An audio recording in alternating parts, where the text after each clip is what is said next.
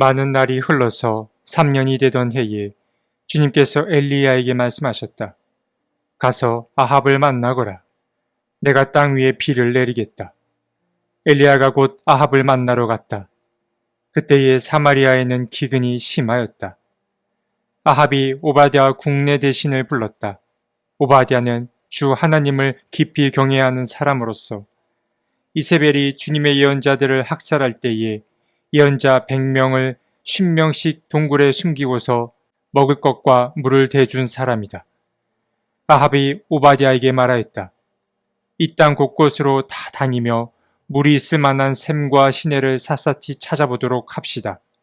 어쩌다가 풀이 있는 곳을 찾으면 말과 나귀를 살릴 수 있을 거요. 짐승들이 죽는 것을 이대로 보고 있을 수만은 없소. 왕과 오바댜는 물을 찾으려고 전 국토를 둘로 나누어서 한쪽은 아합이 스스로 담당하고 다른 한쪽은 오바댜가 담당하여 제각기 길을 나섰다. 열왕기상 18장 1에서 16절 말씀. 열왕기상 18장 하반부에는 그 유명한 갈멜산 전투가 펼쳐집니다. 엘리야는 이 갈멜산에서 바알 선지자들과 850대 1의 대결을 펼칩니다. 그들이 대결을 펼치는 이유는 이 한 가지 때문입니다. 그것은 무엇입니까? 사마리아에 닥친 기근 때문입니다. 아합 왕이 통치하던 시절에 이스라엘에는 매우 극심한 기근이 닥쳤습니다.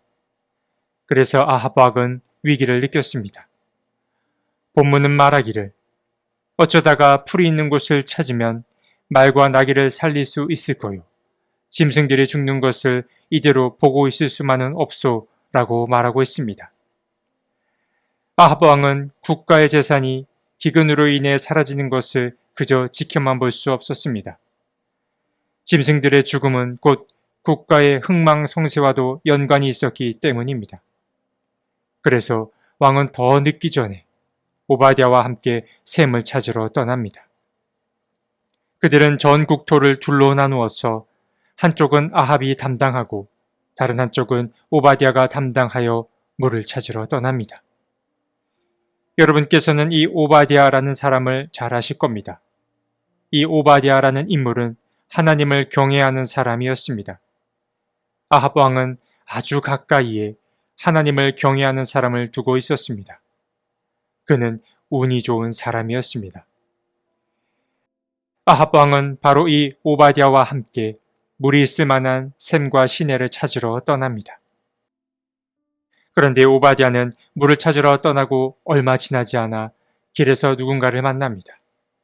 그는 누구인가요? 바로 엘리야입니다. 엘리야는 오바댜를 만나자마자 한 가지 요청을 합니다. 자신이 여기에 있다고 전하라고 그는 말합니다. 이 말은 곧 자신이 여기에 있으니 이곳으로 와서 나를 만나시오 라는 말과도 같습니다. 사실 엘리야는 이미 아합 왕을 만난 적이 있습니다. 아합 왕은 주님이 보시기에 악한 왕이었기 때문에 주님을 진노하게 했던 인물이었습니다.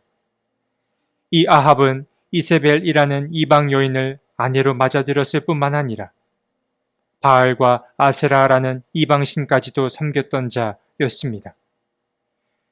하나님의 사람이었던 엘리야는 아합에게 경고합니다. 내가 섬기는 주 이스라엘의 하나님께서 살아계심을 두고 맹세합니다. 내가 다시 입을 열기까지 앞으로 몇 해 동안은 비는커녕 이슬 한 방울도 내리지 않을 것입니다. 라고 그는 말했습니다. 그리고 이러한 일은 실제로 일어났고 아합 왕은 이런 일을 일으킨 엘리야를 찾기 위해 갖은 애를 썼습니다. 그런데 아합은 어디를 가도 엘리야를 찾을 수 없었습니다. 하나님께서 그를 숨겨주었기 때문입니다. 이 내용이 오늘 본문 10절에 등장하는데 오바댜는 말하기를 제 상전은 어른을 찾으려고 모든 나라, 모든 왕국의 사람들을 풀어놓았습니다. 그러나 그들이 돌아와서 엘리야가 없다고 보고하면 제 상전은 그 나라와 왕국에게 어른을 정말 찾지 못하였다고 맹세하게 하였습니다. 라고 그는 말했습니다. 아합 왕은 이런 식으로라도 엘리야를 찾고 싶었던 것입니다. 곳곳을 다니며 그의 흔적을 찾기 위해 그는 애를 썼습니다. 그런데 어딜 가도 찾지 못했던 그 엘리야가 바로 오바댜 앞에 나타난 것입니다. 그런데 놀랍게도 이 엘리야가 먼저 아합 왕에게 손을 내밉니다. 자신이 이곳에 기다리고 있을 테니 아합 왕에게 자신을 찾으러 오라고 그는 말했습니다. 그러자 오바댜는 엘리야 어르신은 찾기 어려울 뿐만 아니라 또 주님께서 호련히 엘리야를 어딘가로 데려갈지도 모르는데 자신이 어떻게 그 말을 믿고 왕에게 이야기를 할 수 있겠냐며 거절의 의사를 밝힙니다. 그러자 엘리야는 그를 다독입니다. 엘리야는 내가 섬기는 만군의 주님께서 살아계심을 두고 맹세할 테니 아합 왕을 이곳으로 모시고 오라고 이야기합니다. 그리고 곧이어 엘리야와 아합 두 사람의 만남은 성사됩니다. 그런데 두 사람의 만남에서 흥미로운 점이 발견됩니다. 아합 왕은 엘리야를 만나자마자 극심한 기근이 온 것이 모두 엘리야 때문이라고 말합니다. 그는 기근의 원인을 엘리야에게 전가한 것입니다. 아합은 오늘 본문 다음 구절에 이렇게 이야기합니다. 아합은 엘리야를 만나서 이렇게 말하였다. 그대가 바로 이스라엘을 괴롭히는 자요 라고 말입니다. 아합 왕은 여러 잘못을 지었습니다. 반복해서 드리는 말씀이지만 그는 이방 여인을 맞아들였고 또 이방 신을 섬긴 자였습니다. 그런데 이 대목에서 큰 잘못으로 여겨지는 것은 기근의 원인을 바로 다른 이의 탓으로 돌린 것입니다. 아합 왕은 자신이 하나님의 계명을 버리고 또 바알을 섬긴 것 때문에 기근이 온 것을 모르고 있었습니다. 오히려 그는 남의 탓만을 하고 있었습니다. 적반하장입니다. 그러니까 바로 이 대목에서 아합 왕의 잘못은 바로 이 한마디로 요약할 수 있어 보입니다. 바로 성찰의 부재입니다. 그는 성찰이 부재한 인물이었던 것입니다. 우리는 늘 자신을 돌아봐야 합니다. 물론 너무 자신만을 탓해서도 안 됩니다. 그것도 그리 바람직한 태도는 아닙니다. 그러나 늘 문제가 되는 것은 모든 문제의 원인을 남에게서 찾을 때입니다. 아합은 자기 때문에 이스라엘에 기근이 온 것을 몰랐습니다. 그러한 성찰의 부재가 남의 탓을 하게 만들었습니다. 그는 이스라엘의 기근이 엘리야 때문에 온 것이라고 믿은 것입니다. 그런데 어쩌면 아합은 알았을 수도 있습니다. 기근이 찾아온 이유가 자신에게 있을 수도 있음을 그는 알았을 수도 있습니다. 사람은 때때로 스스로 받아들이기 어려운 자기 모습을 다른 사람의 탓으로 돌리기도 합니다. 이것도 일종의 투사라고 말할 수 있습니다. 누군가 갑자기 미워지거나 그에게 잘못을 전가하려는 태도 이면에는 받아들이기 어려운 자기 모습을 남에게 돌리려는 그 마음이 숨겨져 있을 수 있습니다. 위대한 영성학자인 안셀름 그린 신부는 이에 관해 이렇게 이야기합니다. 적대 관계는 언제나 투사에서 비롯됩니다. 어떤 사람은 스스로 받아들이기 어려운 자신의 모습을 순전히 상대방의 탓으로 돌립니다. 아합 왕은 어쩌면 자기 잘못으로 기근이 찾아왔음에도 이를 직면하지 못해서 엘리야에게 책임을 전가했는지도 모릅니다.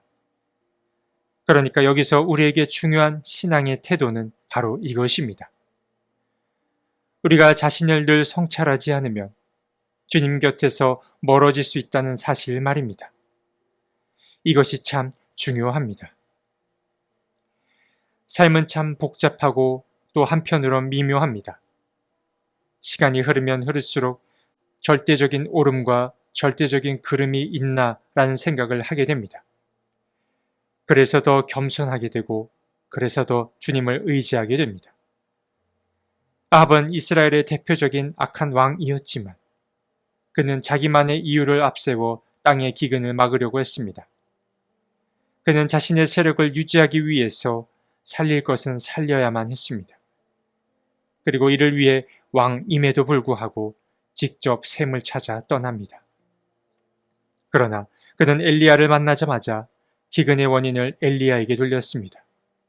엘리야에게 당신이 바로 이스라엘을 괴롭게 하는 자이냐며 모든 원인을 그에게 전가했습니다. 아합 왕은 그야말로 성찰이 부재한 인물이었습니다. 그러한 성찰의 부재가 자기 잘못은 뒤로 숨긴 채 남의 탓을 하게 만들었습니다. 여러분, 아합 왕을 반면교사 삼을 수 있으면 좋겠습니다. 그의 모습이 우리의 모습과 크게 다르지 않음을 인정하고 나부터 주님 앞에 성찰의 사람으로 우뚝 설 수 있으면 좋겠습니다. 하나님, 우리를 불쌍히 여겨 주십시오. 하나님의 일을 한다고 말하면서 하나님의 일을 맡고 있진 않나 돌아봅니다. 주님, 성찰의 부재는 곧 하나님의 부재를 경험할 수밖에 없음을 인정하고 자신을 늘 말씀이라는 거울 앞에 비춰볼 수 있게 해 주십시오. 아멘.